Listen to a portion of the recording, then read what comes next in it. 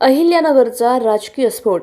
Doctor Sujay Vikhe Patil थेट भाजप प्रदेश उपाध्यक्षपदी विराजमान.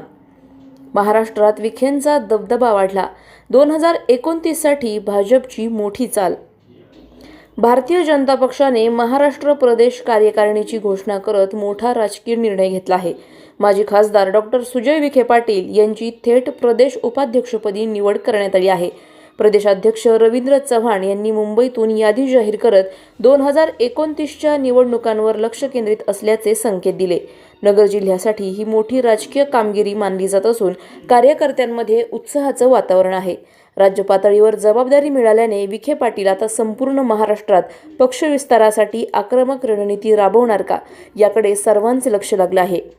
प्रतिनिधी स्वामी गोसावी, न्यूज 24 घडामोडी, अहिल्यानगर. तर ही सर्व नावं मी खालीलप्रमाणे आहेत ते मी आपण सर्वांसमोर वाचून दाखवतो. भारतीय जनता पार्टी पदाधिकारी म्हणून, प्रदेश पदाधिकारी म्हणून, उपाध्यक्ष म्हणून श्री सुजय विखे पाटील, उपाध्यक्ष म्हणून नेमणूक करण्यात येते. अशाच बातम्यांचा आढावा घेण्यासाठी आजच आपल्या YouTube चॅनलला सबस्क्राईब करा.